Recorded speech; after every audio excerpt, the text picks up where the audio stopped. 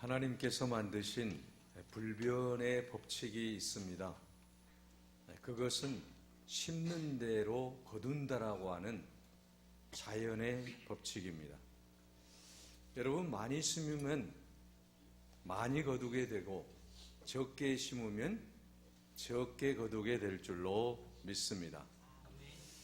갈라디아서 6장 7절에 말씀합니다. 스스로 속이지 말라. 하나님은 만홀히 여김을 받지 아니하시나니 사람이 무엇으로 심든지 그대로 받으리라. 여러분, 우리는 심지 않고 무엇인가를 거두려고 하는 것은 분명 잘못된 것입니다. 씨를 뿌리지 않고 열매를 거두겠다라고 하는 것은 하나님 앞에서 가장 교만한 행위이지 않겠습니까? 무엇인가 씨를 뿌릴 때만이 우리는 가을의 아름다운 열매를 맺게 되어 있는 것입니다. 씨도 뿌리지 아니하고 하나님 열매를 주십시오. 하나님께서 그 기도를 들어주실까요? 하나님은 무엇을 심든지 그대로 거두게 하시는 하나님이신 줄로 믿습니다. 그러므로 오늘 우리가 열심히 씨를 뿌려야 됩니다. 어떤 씨를 뿌려야 되겠습니까? 아름다운 씨앗을 뿌려야 될 줄로 믿습니다. 우리가 하나님 앞에 아름다운 씨앗들을 뿌릴 때에 그러면 반드시 그 씨앗을 통해서 열매 맺게 해주실 줄로 믿습니다. 그러므로 여러분, 우리는 열심히 씨를 뿌려야만 하는 것입니다. 그럴 때에 가을의 풍성한 열매를 우리가 거둘 수 있기 때문입니다. 인생도 여러분 마찬가지입니다. 어떤 씨를 심느냐에 따라서 우리 인생의 가을이 달라진다라고 하는 것입니다. 인생의 결과도 달라지는 것입니다. 여러분, 우리가 인생의 가을이 되어서 후회하지 않기 위해서는 지금 내가 아름다운 씨앗을 봄에 뿌려야 될 줄로 믿습니다.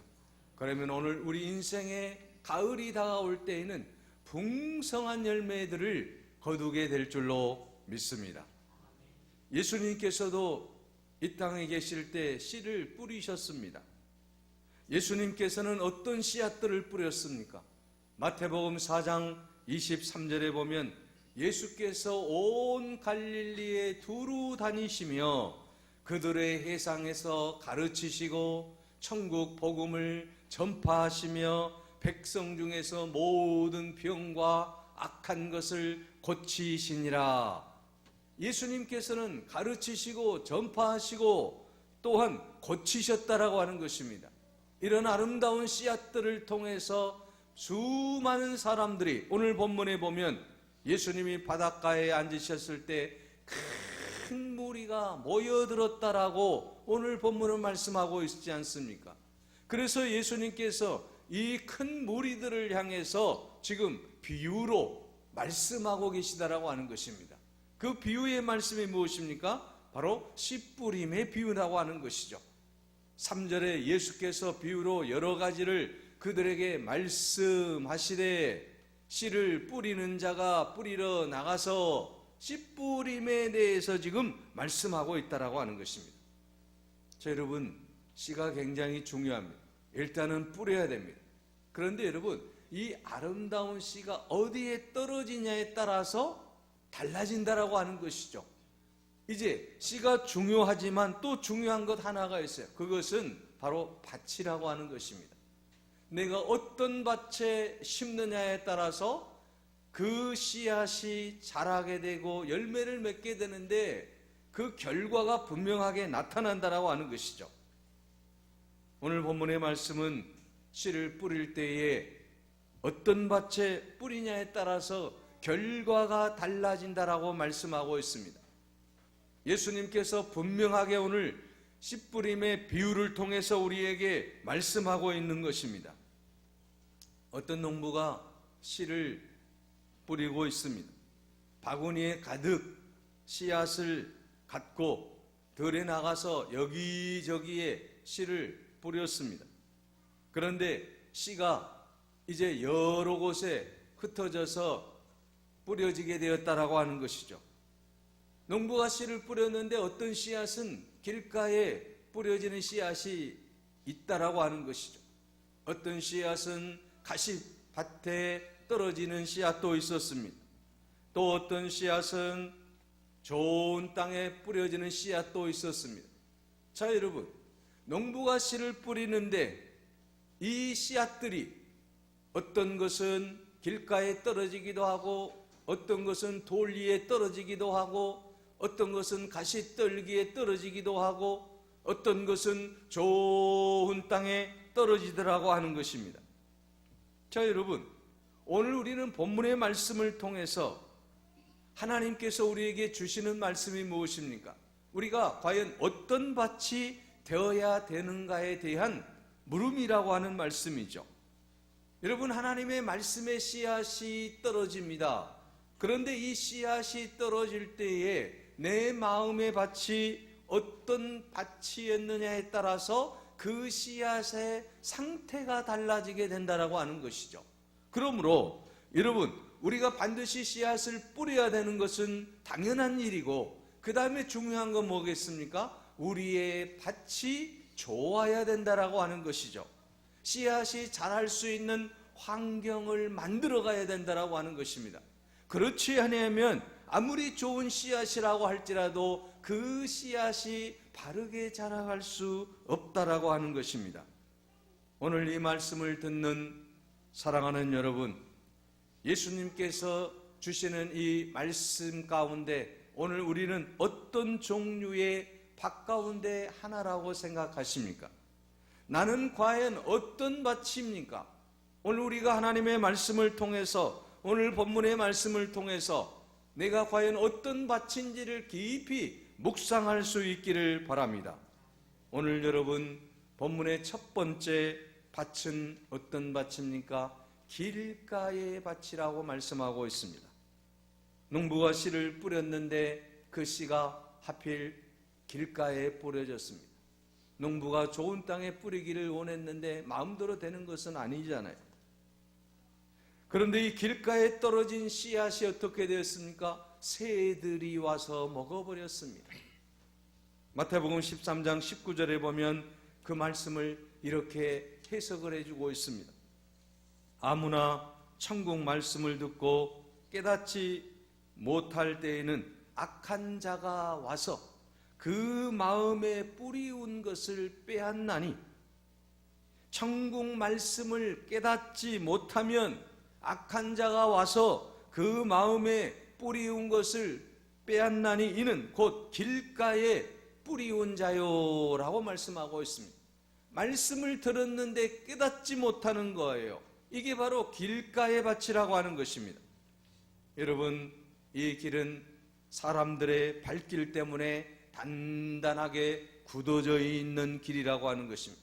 도저히 씨앗이 땅속에 들어갈 수 없는 환경이라고 하는 것입니다. 그래서 뿌리운 그대로 길 위에서 드러나 있게 되어 있습니다. 그러므로 새들이 날아다니다가 와서 먹는 것은 당연한 것 아니겠습니까? 먹인 줄 알고 먹는다라고 하는 것이죠. 그런데 여러분, 이 새를 마태복음 13장 19절에 보게 되면 악한 자라고 말씀을 하고 있고, 마가복음 4장 15절에는 사단이라고 했습니다. 우리가 말씀을 들을 때 그 말씀을 깨닫지 못하면 그 말씀은 마귀의 밥이 된다는 것입니다. 영국의 기독교 작가요, 소설가요, 신학자인 C.S. 루이스라고 하는 분이 계십니다. 이 루이스는 악마의 편지라고 하는 유명한 책을 썼는데, 여러분, 이 책에서 악마의 속임수가 무엇인지를 설명해 주고 있습니다. 어떤 영국의 노 신사가 대영 제국의 도서실을 찾아갔습니다. 도서관에 찾아간 이 신사는 여러 가지 책을 뒤적이다가 신앙에 관한 책을 한 권 읽게 됩니다. 하나님의 말씀에 관한 책을 읽게 됩니다. 그 책을 읽으면서 그 노신사의 마음속에 하나님에 관한 생각이 싹트기 시작을 했습니다. 하나님은 어떤 분이실까? 하나님은 나와는 어떤 관계가 있으실까? 하나님에 대해서 깊이 알고 싶은 충동이 일어났습니다. 그래서 하나님에 대해서 알려고 하는데 순간 그 노신사에게 악마가 찾아왔습니다. 악마는 그 노신사에게 이렇게 말합니다. 지금 점심시간인데 뭘 생각하느냐? 점심이나 먹으러 가지. 그래서 이 노신사, 그래 지금 점심시간이지. 그래 점심 식사를 하러 밖에 나가 식당에서 식사를 했습니다. 맛있게 식사를 하고 난 이후에 또 도서실에서 본 그 책을 통해서 하나님은 어떤 분이실까? 그런 생각을 다시 또 하게 됩니다. 그때 악마가 다시 속삭입니다. 밥 먹었는데 뭘 골치 아프게 그런 생각을 하느냐? 이제 식사를 했으니까 이제 다시 이제는 도서관에 가서 책이나 읽지. 그래서 이 신사는 다시 도서관에 와서 다른 책을 또 열심히 읽었다라고 하는 것입니다. 다른 책을 읽다가 또 생각이 났습니다. 하나님은 어떤 분일까? 신앙에 대한 그러한 간절한 마음이 또 생각이 났습니다. 그때 또 악마가 찾아와서 속삭입니다. 그것은 나중에 생각해도 된다. 지금 생각할 필요가 없다. 오늘은 너무 바쁘니 이제 다른 일 하고 나중에 그걸 생각하면 되지 않겠느냐 하면서 또 속삭이는 거예요. 그러니까 이 노신사는 그래 이건 나중에 생각하면 되지 지금 뭐 생각할 필요 없지 않겠느냐 그러면서 도서관을 나와서 집으로 가는 버스를 탔다라는 것입니다. 그에게는 하루 동안에 아무런 변화도 일어나지 않았습니다. 하나님에 대해서 무언가를 알려고 했지만 악마의 유혹에 넘어가게 되었다라고 하는 것이죠. 집으로 돌아가는 그 노신사의 모습을 본 악마가 회심의 미소를 지었다라고 하는 것입니다. 여러분, 혹 이 노신사의 모습이 오늘 우리들의 모습이 아닌가 한번 생각해 보자라고 하는 것입니다. 노신사가 종종 도서관을 찾아갔던 것처럼 우리도 일주일에 적어도 한 번은 교회당에 나와서 예배를 드립니다. 예배를 드리고 말씀을 듣고 성도와 교제를 합니다. 그러나 여러분, 예배를 드리면서 우리가 말씀을 들으면서 또 성도와 교제를 하면서 신앙생활에 자극을 받기도 하고 하나님의 세미한 음성을 듣기도 합니다. 새롭게 신앙생활을 다짐해 보기도 합니다. 더 열심히 하나님을 위해 섬기겠다라고 봉사하겠다라고 다짐을 합니다. 그런데 문제는 무엇입니까? 우리가 예배당을 떠날 때에는 나중에 하지 뭐 오늘만 날인가 그러면서 집으로 돌아간다는 거예요. 다음에 하면 되지. 다음에 얼마든지 시간이 있어. 그러면서 오늘 우리가 교회당을 나서는 그 모습을 보면서 악마는 회심의 미소를 짓고 있다라고 하는 것입니다. 다음으로 미룰 것이 아니라고 하는 것입니다. 여러분, 길가밭에 떨어진 씨앗이 어떻게 됩니까? 새들이 와서 먹어버리고 말았다라고 하는 거죠. 사탄이 와서 유혹하고 말았다라고 하는 것입니다. 오늘 우리는 우리의 모든 삶 속에서 길과 밭과 같은 그런 마음의 밭을 소유해서는 안 된다라고 하는 것입니다. 우리 안에 주님의 말씀이 이제 내 안에 다가오게 되면 그 말씀을 붙잡고 즉시 실천할 수 있는 여러분이 되시기를 바랍니다. 두 번째는 여러분, 주님께서 말씀하시는 밭이 어떤 밭입니까? 돌밭이라고 말씀하고 있지 않습니까? 마태복음 13장 21절에 해석하기를 그 속에 뿌리가 없어 잠시 견디다가 말씀으로 말미암아 환난이나 박해가 일어날 때는 곧 넘어지는 자요 라고 말씀하고 있습니다. 말씀의 씨앗이 흙이 얇은 돌밭에 떨어졌습니다. 돌밭에는 흙이 얇기 때문에 씨앗이 흙 속으로 심겨진 것처럼 보이지만 결국은 어떻습니까? 그 얇은 흙 때문에 햇빛이 비치게 되면 타버져 버리고 만다라고 하는 것이죠. 그 음새 말라 죽을 수밖에 없다라고 하는 것입니다. 말씀을 들을 때에 그 말씀을 받아 먹는 것처럼 보이지만, 그러나 말씀을 통해서 은혜를 받은 것처럼 보이지만, 말씀을 통해서 기쁨이 있는 것처럼 보이지만, 그것이 잠시 잠깐이라고 하는 것입니다. 우리가 받은 은혜대로 받은 그 기쁨을 우리는 계속해서 이어져 가야 되는데 잠시 잠깐 받고 만다라고 하는 것이죠. 사랑하는 여러분, 우리가 돌짝밭과 같은 그런 마음의 밭을 갖게 되면 우리는 하나님의 말씀으로 영원한 기쁨을 누릴 수 없다라고 하는 것입니다. 그래서 우리는 늘 하나님의 말씀이 우리 안에 머물고 그 말씀이 계속해서 깊이 있게 우리 마음 속에서, 우리의 삶 속에서 우러나올 수 있도록 우리는 최선을 다해야 된다라고 하는 것입니다. 많은 사람들이 그런 생각을 합니다. 말씀대로 살다 보면 목사님 손해보는 것 아닙니까? 말씀대로 살다 보면 장사하는 것도, 직장생활하는 것도, 가정생활하는 것도 그게 마음대로 됩니까? 이렇게 이야기할 수 있습니다. 그런데 여러분, 중요한 것은 무엇입니까? 하나님의 말씀을 통해서 우리가 그 기쁨을 누리게 되면, 그 말씀을 쫓아 우리가 나아가게 되면 반드시 주님께서는 우리에게 놀라운 은혜를 베풀어 주실 줄로 믿습니다. 하나님의 말씀의 법칙은 변함이 없기 때문에 하나님이 말씀하신 대로 우리가 살게 되면 하나님께서 우리를 통해 놀라운 역사를 베풀어 주실 줄로 믿습니다. 말씀대로 살면 손해보는 삶이 아니라 말씀대로 살면 반드시 여러분 이익이 되는 그러한 아름다운 삶으로 하나님이 이끌어 주실 줄로 믿습니다. 또한 여러분, 세 번째 밭은 어떤 밭입니까? 가시떨기 밭이라고 말씀하고 있습니다. 마태복음 13장 22절에 해석하기를 가시떨기에 뿌렸다는 것은 말씀을 들으나 세상의 염려와 재리의 유혹에 말씀이 막혀 결실하지 못하는 자다라고 말씀하고 있습니다.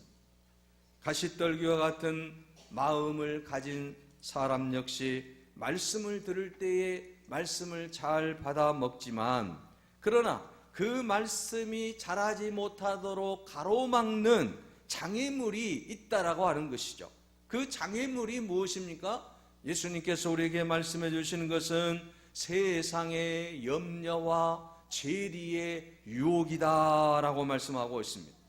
염려와 걱정을 내 안에 안고 있으면 우리는 절대로 신앙생활이 바르게 이어갈 수 없다라고 하는 것입니다. 여러분, 우리가 염려하고 걱정한다고 그 모든 것이 다 해결됩니까? 그렇지 않다라고 하는 것입니다. 염려나 걱정은 우리가 여러분 스스로 해결할 수 없다라고 하는 거죠. 우리의 힘으로 바꿀 수 없다라고 하는 것입니다. 그래서 주님께서는 마태복음 6장 27절에 너희 중에 누가 염려함으로 그 키를 한 자나 더할 수 있느냐라고 말씀하고 있습니다. 염려함으로 여러분 우리의 인생을 바꿀 수 없다라고 하는 것이죠. 그래서 주님께서는 말씀합니다. 빌립보서 4장 6절에서 7절에 아무것도 염려하지 말아라. 오직 모든 일에 기도와 간구로 너희 구할 것을 하나님께 감사함으로 아뢰라. 그러면 지각에 뛰어난 하나님께서, 평강의 하나님께서 그리스도 예수 안에서 우리의 마음과 생각을 지켜주신다라고 말씀하고 있습니다.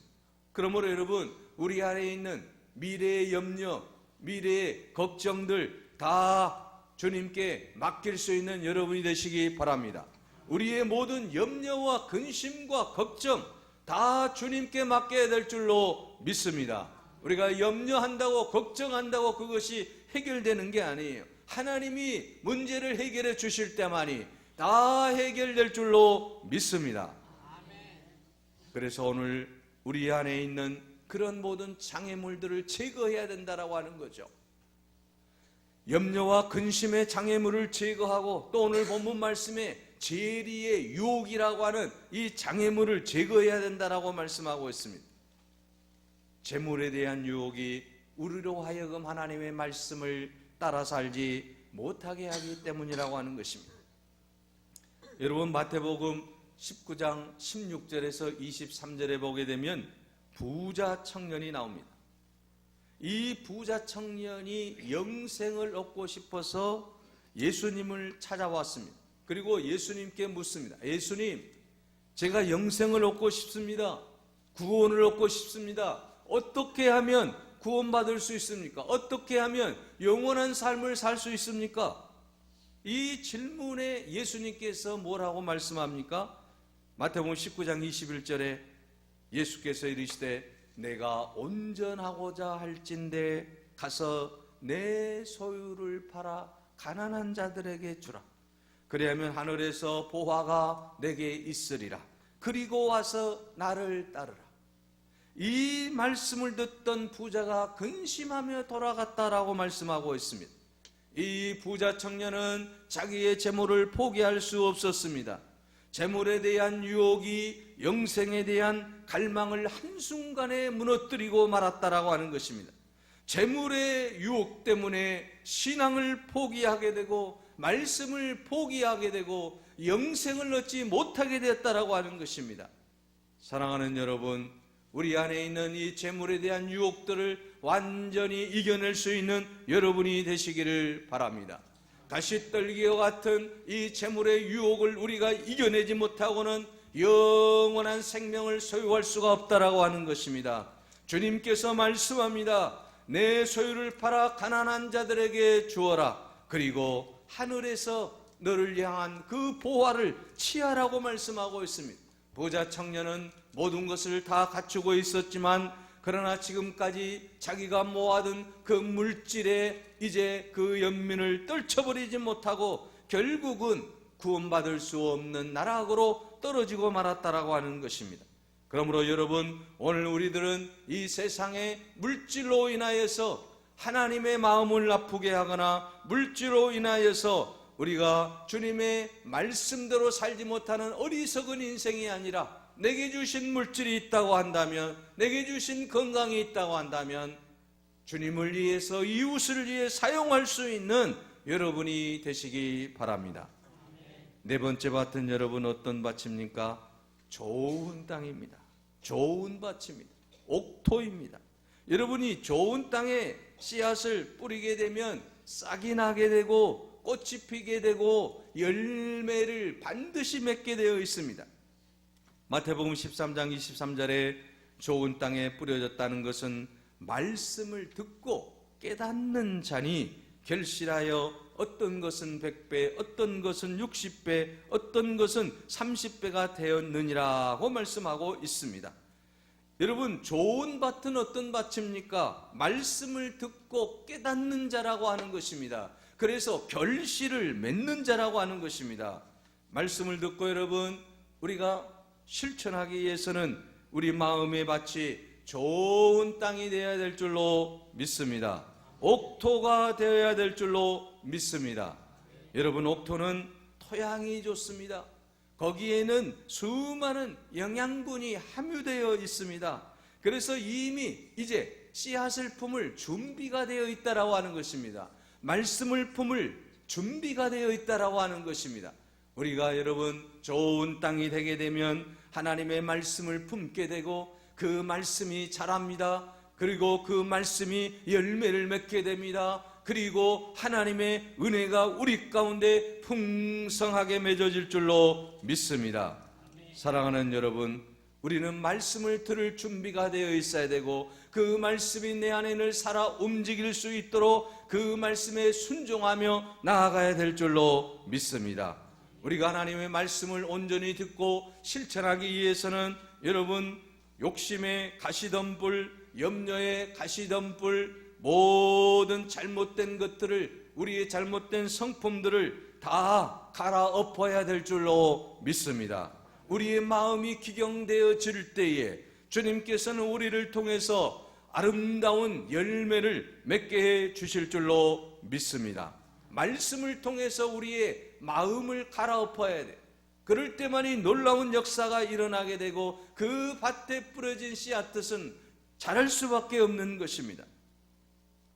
사랑의 아버지로, 고아의 아버지로 불리는 조지 뮬러 목사님은 3,000명 이상의 고아들을 돌봤지 않습니까? 한 기자가 그에게 물었습니다. 어떻게 이렇게 훌륭한 일을 감당할 수 있었습니까? 그러자 그는 대답을 했습니다. 나는 평생 동안 하나님의 말씀을 읽고 하나님의 말씀을 묵상하고 하나님의 말씀을 듣는 일에는 실증을 한 번도 느낀 적이 없습니다.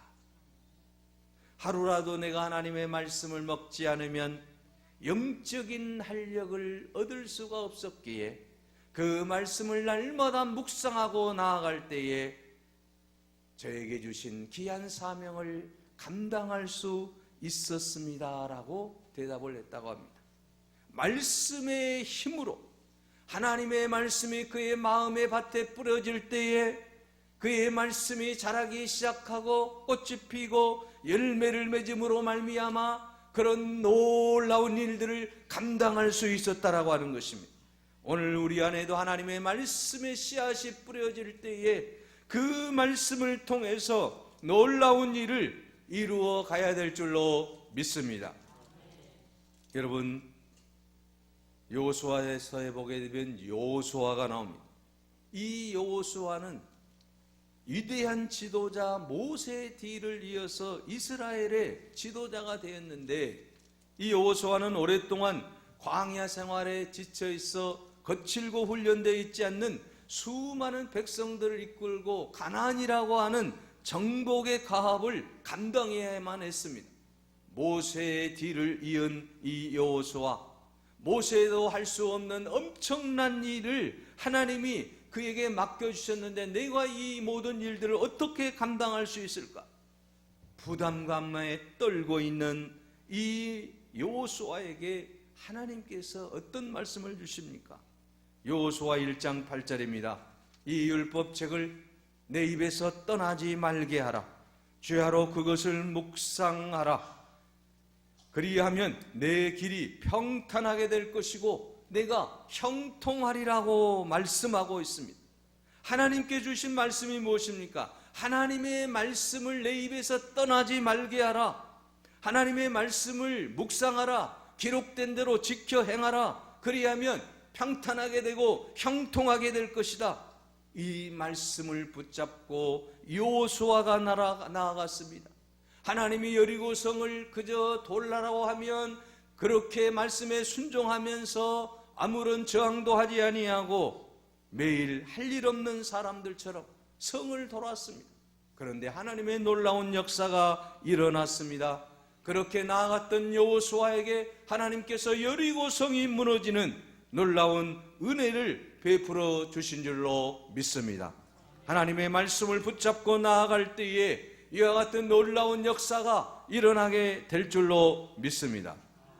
사랑하는 성도 여러분, 오늘 또 우리의 마음의 밭을 한번 점검해 보시지 않으시렵니까?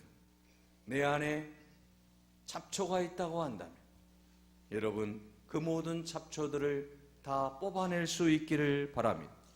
내 안에 돌이 있다고 한다면 돌을 치워내야 될 줄로 믿습니다. 가시떨기가 있다라고 한다면 그 가시떨기를 뽑아버려야 될 줄로 믿습니다. 이제는 우리 안이 아름다운 옥토가 되어서 하나님이 주시는 말씀대로 하나님이 주시는 그 말씀을 늘 묵상하면서 30배, 60배, 100배의 결실을 맺어가는 그런 아름다운 밭이 되시기를 바랍니다. 주님은 오늘 또 여러분을 통해서 놀라운 역사를 이루시기를 원합니다. 강하고 담대하라. 내가 너와 함께하리라. 내가 너의 길을 인도해 주리라 말씀하신 주님 말씀대로 주님 말씀 붙잡고 승리하는 귀한 삶이 되시기를 간절히 바랍니다. 기도하겠습니다. 은혜로우신 하나님, 오늘 주신 귀한 말씀을 통해서 우리의 마음의 밭을 점검해 보게 하시니 감사합니다. 아버지여, 우리의 밭이 어떤 밭입니까? 길가입니까? 가시떨기입니까? 아버지 하나님, 돌짝밭입니까? 이제는 이 모든 밭들을 기경하게 하여 주옵소서. 가롭게 하여 주시옵시고, 아버지 하나님, 우리 안에 있는 모든 잡초나 가시떨기들은 다 제거하게 하여 주시고, 아버지 하나님, 좋은 땅이 되어서 주님의 말씀이 아버지 하나님 뿌리를 내리고 꽃이 피고 열매가 맺히는 은혜의 삶으로 이끌어 주옵소서. 주님 말씀 붙잡고 나아감으로 우리에게 주신 모든 사명을 감당하기에 부족함이 없게 하여 주옵소서. 우리에게 날마다 승리를 주실 우리 주 예수 그리스도의 이름으로 기도하옵나이다.